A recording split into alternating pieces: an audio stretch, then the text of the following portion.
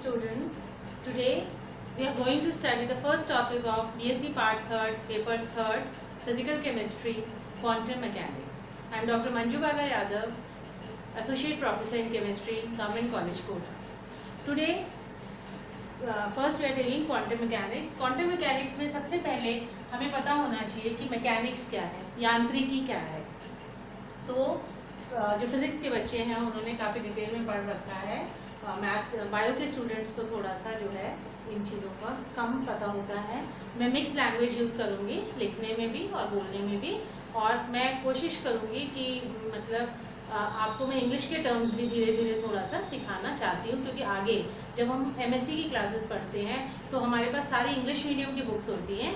तो ये मेरा सुझाव है आपसे कि आप इंग्लिश के टर्म्स को सीखना शुरू कर दीजिए. तो सबसे पहले हम यांत्रिकी किसे कहते हैं? विज्ञान की वह शाखा जो पदार्थ अथवा द्रव्य के कणीय पिंडों के गतिकीय गुणों आदि का अध्ययन करते हैं, गति के बारे में बताते हैं. और हम कौन से पिंड लेते हैं? बहुत जो सूक्ष्म है, प्रकाश है, इलेक्ट्रॉन है, ऐसे जो सूक्ष्म पिंड हैं उनकी गति के गुणों के बारे में अध्ययन करते हैं. सर्वप्रथम न्यूटन ने अपने जो लॉज ऑफ मोशन दिए थे वो काफ़ी हद तक मतलब सही थे, पर जब उनकी स्टडी छोटे पार्टिकल्स के लिए की गई तो वो बहुत सही साबित नहीं हुई. इसी प्रकार से इलेक्ट्रोमैग्नेटिक रेडिएशन की स्टडी मैक्सवेल ने भी की, और मैक्सवेल ने तरंग की जो प्रकृति है उसके बारे में, प्रकाश के बारे में बताया. फिर और भी स्टडीज़ चल रही थी जो प्रकाश के विभिन्न फिनोमिना हैं, जैसे आपका रिफ्लेक्शन है जिसको हम क्या बोलते हैं? रिफ्लेक्शन इज परावर्तन, और आपका डायफ्रैक्शन है, विवर्तन है, फोटो इलेक्ट्रिक इफेक्ट है, प्रकाश विद्युत प्रभाव है, कॉम्पटन प्रभाव है. पर ये देखा गया कि इनमें से जो रिफ्लेक्शन, परावर्तन और जो विवर्तन है और इंटरफेरेंस है, इनको तो हम उसकी वेव प्रकृति से समझा सके, पर आपका जो है कॉम्पटन इफेक्ट और फोटो इलेक्ट्रिक इफेक्ट उसको हम इसकी तरंग प्रकृति से नहीं समझा पाए. तो उसके बाद प्लैंक्स ने सिद्धांत दिया अपना, प्लैंक सिद्धांत जिसको बोलते हैं प्लैंक्स थ्योरी, और उसमें प्लैंक्स ने कहा कि इलेक्ट्रॉन और आपका प्रकाश जो है वो, प्रकाश के बारे में उन्होंने बताया कि वो वेव के रूप में नहीं जाता, बल्कि वो छोटे छोटे पैकेटों के रूप में जाता है. जैसे हम वेव को तो हम इस प्रकार से बताते हैं, पर इसमें हम बताते हैं कि ये छोटे छोटे पैकेट्स के रूप में जाता है, और ये असतत होता है, कंटिन्यूस नहीं होता, ये असतत रूप में ट्रैवल करता है. और हर जो पैकेट की एनर्जी है वो E = h फॉर्मूला से दी जाती है, जिसमें h जो है प्लैंक्स कांस्टेंट है और न्यू जो है वो आवृत्ति है. तो इसके बाद आपका एटम, परमाणु, उसकी खोज भी डाल्टन ने साथ में उसी टाइम का ये खोज है, डाल्टन की खोज परमाणु के बारे में. आपको पता है बच्चों, परमाणु का स्ट्रक्चर सबने पढ़ रखा है. उसमें बीच में नाभि होती है जिसमें कि प्रोटॉन और न्यूट्रॉन होते हैं जिनको न्यूक्लियॉन्स बोलते हैं, और उसके साइड में चारों तरफ जो है इलेक्ट्रॉन घूमते रहते हैं. सारा जो धनावेश है और जो द्रव्यमान है वो नाभि के अंदर होता है, और इलेक्ट्रॉन जो है ऋणावेश जो है उसमें केंद्रित होता है, और वो चक्कर लगाता रहता है नाभि के चारों तरफ, और ऑर्बिट्स में वो घूमता रहता है. इसी के साथ रदरफोर्ड की भी उस टाइम की जो उन्होंने अल्फा स्कैटरिंग एक्सपेरिमेंट किया था. अल्फा स्कैटरिंग एक्सपेरिमेंट के द्वारा उन्होंने न्यूक्लियस में जो हम कहते हैं कि सारा धनावेश और जो आपका द्रव्यमान है वो केंद्रित है, वो रदरफोर्ड ने थ्योरी में दिया. तो इस तरह से जो है ये डिस्कशन चलती रही कि भाई ये वेव प्रकृति है या पार्टिकल टाइप नेचर है. दोनों स्टडीज चलती रही. तो अल्टीमेटली ये पाया गया कि इसकी डुअल नेचर है, द्वैत प्रकृति होती है प्रकाश की. वह लाइट की वेव की तरह भी और पार्टिकल की तरह भी बिहेव करता है. इसी के आगे अब हमको पढ़ना है ब्लैक बॉडी रेडिएशन. कृष्णिका विकिरण क्या है? बच्चों आपको पता है जब भी कोई ठोस को वस्तु को हम गर्म करेंगे तो क्या होगा? उसका टेम्परेचर राइज होगा. टेम्परेचर राइज होगा तो उसमें से ऊष्मा जो है वो उत्सर्जन भी होती है. और साथ में सबसे पहले हम बताते हैं कि ब्लैक बॉडी क्या है. ब्लैक बॉडी वह बॉडी है जो उसके ऊपर जितनी भी रेडिएशंस डल रही हैं, गिर रही हैं, उन सबको अपने अंदर वो सोख लेता है, अवशोषित कर लेता है. वैसे ही आपको पता है कि अगर कोई भी ठोस वस्तु पे हम कोई विकिरण डाल रहे हैं तो वो विकिरण कुछ तो अंदर एब्जॉर्ब हो जाती है, अवशोषित हो जाती है, कुछ जो है वो रिफ्लेक्ट हो जाती है, परावर्तित हो जाती है, और कुछ वो ट्रांसमिट होती है, स्थानांतरित हो जाती है। तो हम क्या कहते हैं, ब्लैक बॉडी क्या है? परफेक्टली ब्लैक बॉडी जो सारी रेडिएशन जो उसके ऊपर गिर रही है उन सबको अपने अंदर अगर अवशोषित कर लेती है तो वो ब्लैक बॉडी है, और साथ में वो उतनी ही ऊर्जा को उत्सर्जित भी करती है। ये दोनों प्रोसेस जो साइमल्टेनियस चलते रहते हैं, इक्विलिब्रियम बना रहता है। और इसके बाद जो है किरचॉफ ने अपना नियम दिया। किरचॉफ का नियम कहता है कि E/A is equal to E/A is constant. E क्या है? उत्सर्जन क्षमता, और A क्या है? अवशोषणांक। तो जितना आपका अवशोषणांक है उतना उत्सर्जन भी होता रहेगा, तो ये मान जो है कांस्टेंट होता है। और आपका उत्सर्जन क्षमता क्या है? ये होती है कि कितनी जो है ऊर्जा प्रति इकाई क्षेत्रफल और प्रति इकाई समय में जितनी एब्जॉर्ब होती है, उत्सर्जित होती है, उत्सर्जित होगी, वो उत्सर्जन क्षमता होगी। अब बच्चों आपको थोड़ा सा मैं जो विभिन्न विकरणें होती हैं, विभिन्न जो रेडिएशंस होती हैं उनके बारे में बताना चाहूँगी, क्योंकि आगे आपको थर्ड ईयर में पूरी स्पेक्ट्रोस्कोपी भी पढ़नी है, तो उसमें आपके ये सब रेडिएशंस काम आएगी, तो इनके बारे में भी हमें जानकारी होनी चाहिए। हम सबसे पहले बताते हैं कि हमारे पास गामा रेज होती हैं, फिर एक्स रेज होती हैं, फिर आपकी यूवी पराबैंगनी और दृश्य रीजन होता है, फिर आईआर अवरक्त रीजन होता है, माइक्रोवेव होती है और रेडियो वेव्स होती है।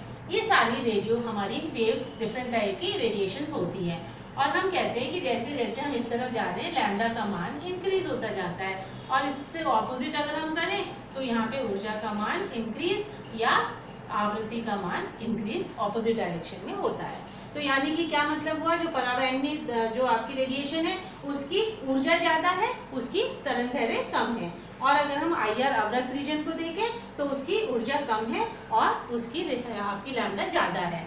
अब माइक्रोवेव के बारे में भी आपने सुना है, जो रसोई में आजकल माइक्रोवेव ओवन हम यूज करते हैं उसमें ये माइक्रोवेव वेव्स यूज होती हैं, और क्योंकि इनकी आप देख रहे हो ऊर्जा बहुत ही कम है, बहुत कम ऊर्जा यूज करती हैं, ये बहुत कम ऊर्जा में कुकिंग जो है वो हो जाती है, वो इसलिए क्योंकि यहाँ पे इसकी इसलिए ज़्यादा काम में बहुत यूज आ रहा है, बहुत कम एनर्जी में ये ज़्यादा हमको कुकिंग दे देता है। अब जो है इसके बाद हम थोड़ा सा आपको रिफ्लेक्शन के बारे में भी मैं बताना चाहूँगी कि रिफ्लेक्शन क्या है। अभी तक हमने पढ़ा है, आपने कोई इंसिडेंट रेडिएशन डाल दी तो साथ में वो जब रिफ्लेक्ट होती है और एक नॉर्मल से वो कोन बनाती है, अभी तक हमने ये सब बातें पढ़ी हुई हैं। अब हम बताना चाहते हैं कि कोई भी वस्तु का कलर जो है वो कैसे दिखता है।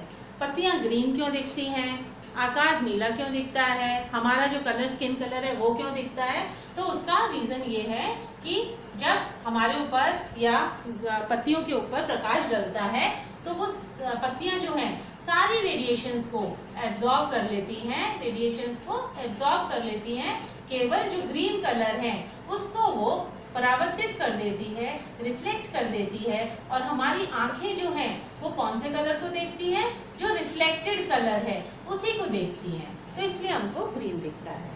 अब बच्चों आगे जो है मैं आपको लैम्डा और ऊर्जा इन दोनों के आपस में वक्र खींच के हम समझाएंगे कि इन दोनों में क्या रिलेशन है। लैम्डा अगर बढ़ती है तो ऊर्जा जो आपकी उत्सर्जित है उसमें क्या चेंज आता है। तो ये ग्राफ जो है आपको वेव के रूप में दिख रहा है, तो इसमें हम देखते हैं कि ये जो कम वेवलेंथ है और ज़्यादा वेवलेंथ है, ये रीजन जो है इसमें कम मात्रा में हमको रेडिएशन मिलती है, और जो मध्य रीजन है इसमें रेडिएशन की मात्रा बहुत ज़्यादा है।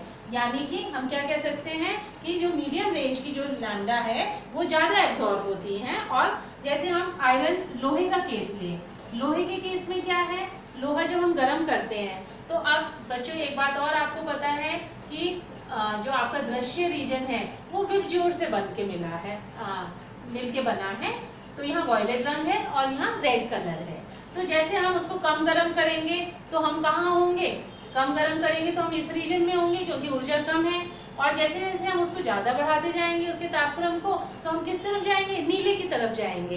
तो पहले हमारा इसलिए जो अगर हम गर्म करते हैं आयरन को तो वो रेड कलर का होता है और धीरे धीरे वो नीला रंग का हो जाता है, और ज़्यादा उसको गर्म करेंगे तो वो वाइट कलर का दिखने लगता है। तो इसका कारण यही है कि आपने जो है यही हम बताना चाह रहे हैं इसमें कि अगर हम एनर्जी और लैम्डा के बीच में ग्राफ खींचते हैं तो, और ये बीच की जो मैक्सिमम वेवलेंथ है ये लैम्डा मैक्सिमम कहलाती है। अब जैसे कि हमने टेम्परेचर का चेंज मैं बताना चाह रही हूँ तो वो इस ग्राफ से हम बता सकते हैं। अगर हम T1, T2, T3, 4 ले रहे हैं और वो सारे जो है आपका T4 ग्रेटर देन T3 इस प्रकार है, तो यहाँ पे जो लैम्डा मैक्स है T1 पे वो ज़्यादा है किससे, T2 से, T3 से। तो T4 की और T1 की अगर हम कंपेयर करें तो इसकी लैम्डा मैक्स तो ये है और इसकी लैम्डा मैक्स ये है, यानी कि लैम्डा मैक्स में क्या हो गई, कमी हो गई। तो हम कह सकते हैं कि टेम्परेचर बढ़ रहा है तो लैम्डा मैक्स कम होती जा रही है। और जैसे कि हमने इससे भी इसको समझाया कि शुरू में आपका जब कम गर्म होगा मामला, कम ऊर्जा है, तो आपकी जो रेडिएशन है वो अवरक्त या रेड की तरफ होगी, और जैसे जैसे टेम्परेचर बढ़ेगा वो इस तरफ आ जाएगी।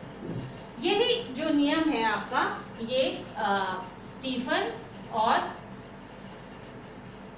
वीन ने ये ब्लैक बॉडी के लिए फिर विभिन्न लॉज आए। स्टीफन्स लॉ आया, वीन्स लॉ आया, रेले जीन्स लॉ आया और प्लैंक्स लॉ आया। अब इनको अगर हम देखें तो स्टीफन ने सबसे पहले क्या कहा, स्टीफन ने क्या कि उत्सर्जन क्षमता जो है वो टेम्परेचर की 4th पावर की प्रोपोर्शनल है। यानी कि अगर हम प्रोपोर्शनलिटी कांस्टेंट हटा देते हैं तो सिग्मा जो कि स्टीफन कांस्टेंट है वो ला देते हैं, इसका मान है 5.61 into 10⁻⁸ watt meter square K4। ठीक है ना, इसका ये जो यूनिट है ये किस हिसाब से आई आपके स्टीफन कांस्टेंट की, सिग्मा बराबर क्या हो गया E/T4। T4 का मान तो K4 हो गया और E का हमने ले लिया वॉट पर मीटर, और आपका जो है उससे ये यूनिट आपकी आ गई है वॉट पर मीटर स्क्वायर और K4 ये वैल्यू। अब ये उत्सर्जन क्षमता जो है इसको हम और क्या लिख सकते हैं, Q/A/T की प्रति इकाई क्षेत्रफल जो है और उसमें प्रति इकाई समय में कितनी ऊर्जा उत्सर्जित हो रही है उसको हम E से उत्सर्जन क्षमता मानते हैं। तो ये बराबर हो गया सिग्मा T4 और सिग्मा कांस्टेंट क्या हो गया आपका, इसलिए E का मान जो है वो क्या हो जाएगा, अगर हम इसको Q/T ले लेंगे तो A इधर आ जाएगा तो A सिग्मा T4 आपका हो जाएगा। तो ये जो पावर है ये Q/T का मान क्या हो गया, ये पावर को दिखा रहा है और इसका मान A सिग्मा T4 हो गया। तो ये आपका हमारा स्टीफन का नियम कहता है। तो स्टीफन के नियम से हमने मेन क्या पढ़ा कि उत्सर्जन क्षमता जो है वो टेम्परेचर के डायरेक्टली प्रोपोर्शनल है, यानी कि टेम्परेचर बढ़ेगा तो उत्सर्जन क्षमता भी बढ़ेगी। अब दूसरा नियम है आपका वीन्स का नियम। वीन्स का नियम क्या कहता है, lambda maxima is inversely proportional to 1/T। Wien's law क्या कहता है, lambda maxima is inversely proportional to 1/T, यानी कि लैम्डा मैक्सिमा किसके व्युत्क्रमानुपाती समानुपाती है, टेम्परेचर के। जो कि हमने यहाँ देखा टेम्परेचर आपका बढ़ता जा रहा है तो लैम्डा मैक्सिमा घटता जा रहा है, और यहाँ पे हमने प्रोपोर्शनलिटी कांस्टेंट को हटाया तो एक कांस्टेंट हम क्या ले आए, B ले आए, lambda m into T is equal to B। और ये B का मान क्या है 2.93 into 10⁻³ और ये किसके बराबर है, लैम्डा का मीटर आ गया और इसका केल्विन आ गया तो मीटर केल्विन के बराबर है। अब बच्चों आपको पता है कि स्टार्स जो हैं उनका अगर हमको टेम्परेचर निकालना हो, स्टार्स जो इतनी दूर है हमसे उनका हम टेम्परेचर कैसे निकाल सकते हैं, तो इस सिद्धांत का यूज करके हम उसका टेम्परेचर भी बहुत आसानी से निकाल सकते हैं। कैसे, क्यों, उनका हम कलर देख लेते हैं कि स्टार जो है वो किस कलर का है, कोई नीले रंग का है, कोई पीले रंग का है, कोई लाल रंग का है। उस हिसाब से हम उनकी लैम्डा मैक्स कैलकुलेट कर लेते हैं और लैम्डा मैक्स कैलकुलेट करके B का मान कांस्टेंट है, लैम्डा मैक्स हमें पता है तो हम उसका टेम्परेचर कैलकुलेट कर सकते हैं। तो ये आपका वीन्स का नियम है।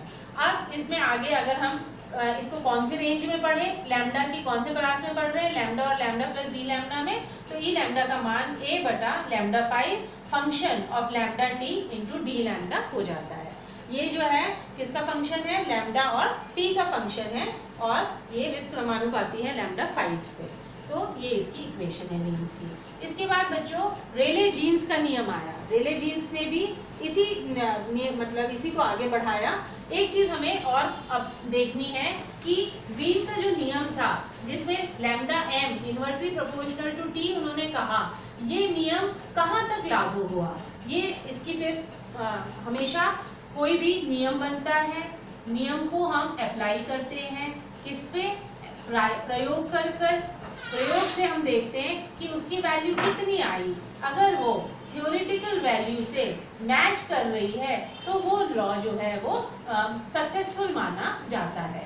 तो इसमें देखा गया कि केवल लो लैम्डा जो है, जो कम लैम्डा वाले केसेस हैं, वहां पर बीम का नियम जो है वो प्रायोगिक मान के समान मेल खाया। उसने केवल कहाँ पे? प्रायोगिक मान से मेल खाया। कहाँ से? केवल कम लैम्डा में, कम लैम्डा रेंज में जो रिजल्ट आया वो उसने सक्सेसफुली समझा पाया, पर हाई लैम्डा वाला वो समझा नहीं पाया। उसके लिए फिर रेले जीन्स का नियम जो है वो आया, जिसने कि हाई लैम्डा के ऊपर जो सिद्धांत पढ़ा प्रायोगिक मान से वो मेल खा रहा था। तो वो हम मानते हैं उसको कि वो हाई लैम्डा के लिए सक्सेसफुल था। अब रेले जीन्स का नियम जो है वो क्या कहता है? E lambda d lambda is equal to 8 pi k T upon lambda 4 d lambda. यहाँ पे भी ई लैम्डा जो है लैम्डा 4 के इनवर्सली प्रोपोर्शनल है, और लैम्डा का मान जो है वो अगर कम होगा तो ई का मान क्या हो जाएगा? ज़्यादा हो जाएगा।